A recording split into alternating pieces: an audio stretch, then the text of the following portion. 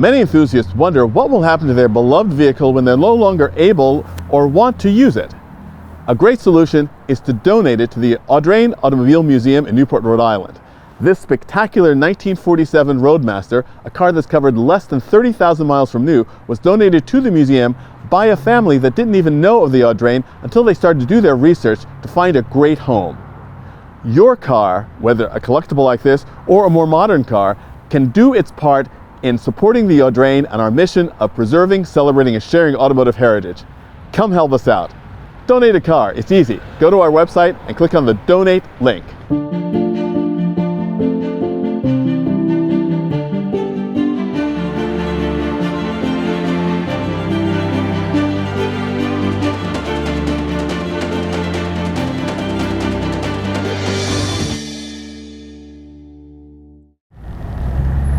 There is something so incredibly civilized about driving a proper automobile. This is not a car, this is an automobile. And as I'm driving this automobile, I'm wearing a hat.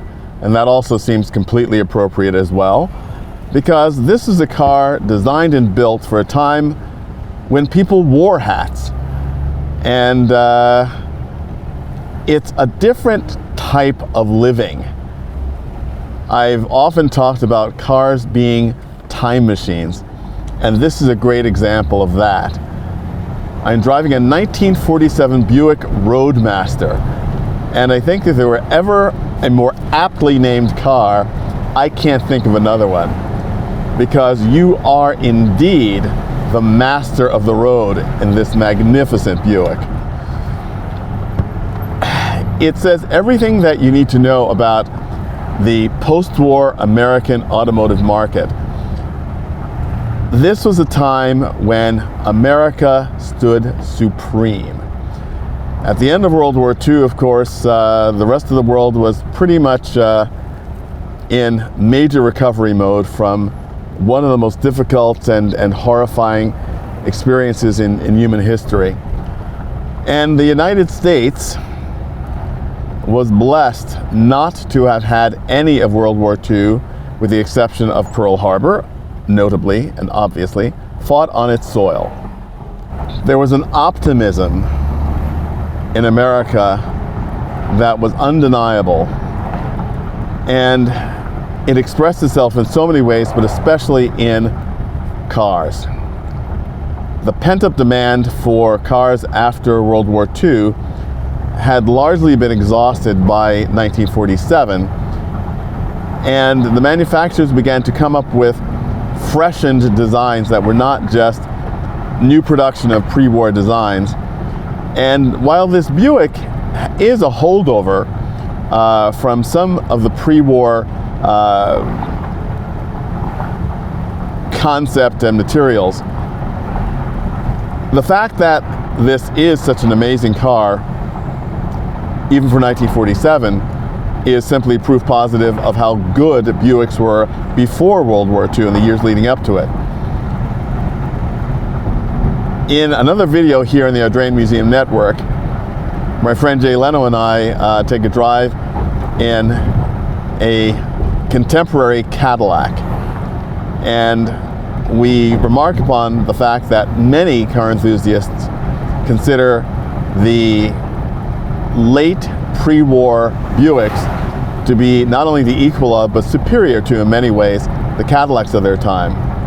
By 1947, Cadillac was really coming along and had moved itself up, but I think it would be hard to decide what would be the factors that would make a consumer choose a Cadillac over this Buick Roadmaster. And I think that a lot of people, frankly, who could have afforded a Cadillac, bought the Buick anyway because they didn't want to be quite as ostentatious. Because this car gave you performance. The 320 cubic inch inline 8 with 144 horsepower certainly gave adequate performance as needed for this 4,400 pound car. But it wasn't about racing around. It was about getting where you wanted to go in comfort and assuredness. again, I come back to the name, Roadmaster. There's an idea that many people have who've never experienced driving an American car this period, that they are somehow wandery and wallowy and just sort of bouncy and floppy. Nothing could be further from the truth.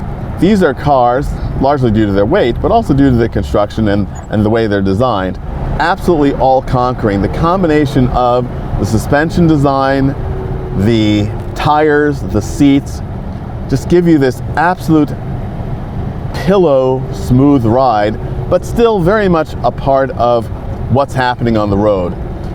You're not completely isolated from it, but you are given a cushioning, as the thing is no better way to express it, that just makes it such an incredible pleasure to drive. Of course, this is pre-power steering, so the steering at low speeds takes some effort, but the effort is rewarded. I've often commented when driving my 1953 Jaguar Mark 7 that people are often surprised at the road holding and the handling of it, but it also takes a different type of driving. You have to plan ahead, and then the car responds quite well. Know what you're driving, and then you can get the best out of it. And this Buick really rewards a kind of easygoing driving. I recently had the great opportunity to drive this car from here in Newport about 30 miles up to Providence and back, and it was an absolute delight, not only driving the car, but actually experiencing life at 40 and 45 miles per hour.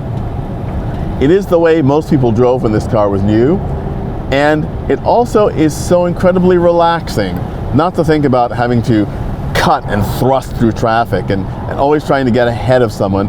And something which happens far too often, for me certainly, in driving a modern car, is that it's just so incredibly capable, especially at low speeds, that you just want to get there. And with this car, like the old Cunard line saying, getting there is half the fun. It's the experience of piloting the car that gives you great pleasure. One of the things that I think is incredibly pleasurable is this transmission, a 3 on the tree. The column-mounted manual transmission, I think, is one of the greatest ergonomic advances ever in the automobile. And it's very funny, today so many people wax nostalgic about the unavailability of manual gear shifts. And manual gear shifts are a lot of fun. This is obviously a manual gear shift. But the idea of being able to keep your hands on the steering wheel at all time while driving, I think, is a great boon to driving. And indeed, it just shows the care in this interior, even the fact that they put the directional signal on the same side as the shift knob, so that your hands are just there to do what they need to do. The interior of this car is also quite wonderful.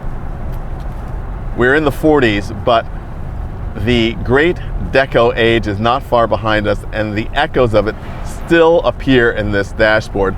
This wonderful chrome central section, which has all of these great control knobs all fully integrated into the design of the dashboard, is incredibly neat.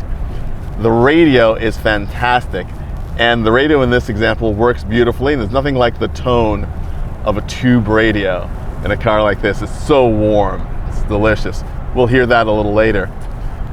And of course, the instruments. These great copper-faced instruments with their wonderful stylized numbers inspired a great number of Italian designers. You will see these dials are very close adaptations of them in so many of the Italian custom-built cars of the late 40s and early 50s, from Ghia and Frua and Bertone.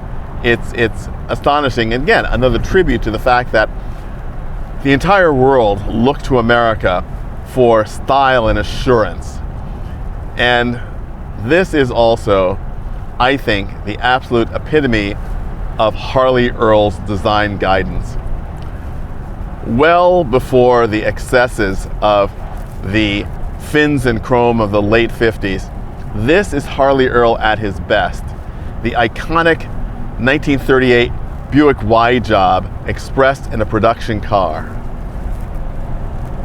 And it's no wonder that this car still turns heads today, not simply because it's really a neat old car, but because the design is just so incredibly fluid and elemental.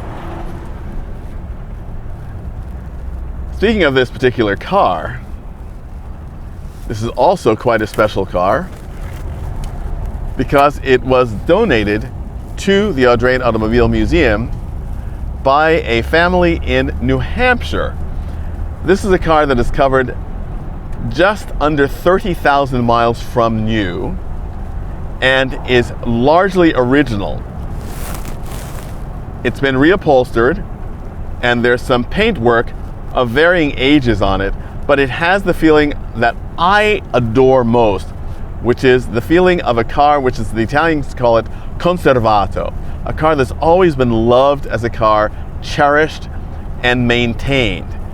It's not something that's been left in a field to have a tree grow through it, nor is it a spit-shined show car that's been stripped down to its bare essentials and rebuilt better than anybody in Flint could have built the car when new. This is a car that has the presence of its makers and of its owners. One of the other things which is so incredibly gratifying about this car and this donation is the fact that the family that donated it didn't know anything about the Audrain. They wanted to see what they could do with the car. They wanted to donate it someplace where it would do good and be appreciated and have a good home. And they did their research and found out that the Audrain seemed like a good place. And so here it came to Newport. And we couldn't be more grateful that it did. I know I'm not. It is an amazing thing to experience and something that just shows what can be accomplished. Not everything has to be done at 120 miles per hour. Life is glorious at 40. Listen to the tone of this radio.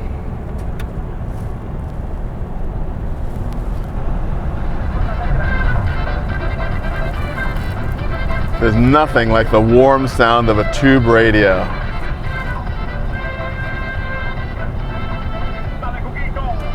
It's just fantastic.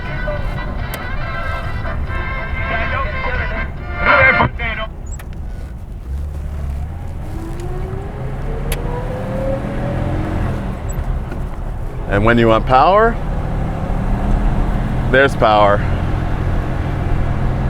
It's there, what you need to master the road. Driving a car like this is such an incredibly rewarding experience.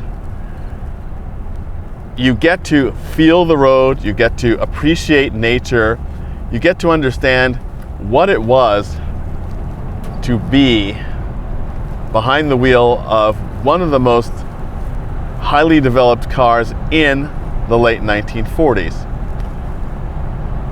When you think about the fact that performance was really coming on strong in the late 40s and early 50s, and this is a car that combines the best of the pre-war in American cars with a great preview of what's to come in the mid-50s. So you have comfort, power, great design, wonderful build quality, and just an assurance, an easy assurance that only comes with driving a Roadmaster. I can just imagine a great cross-country drive in this car, all on 2- and 4-lane roads. The old US highway system, not the interstate. This is not an interstate car. This is for stopping by the world's biggest teepee and the world's largest ball of twine. That's what this car is for. And staying in motels with cabins. Absolutely fantastic. We want to thank heartily the donors of this car for giving us at the Audrain another opportunity to preserve, celebrate, and share automotive history.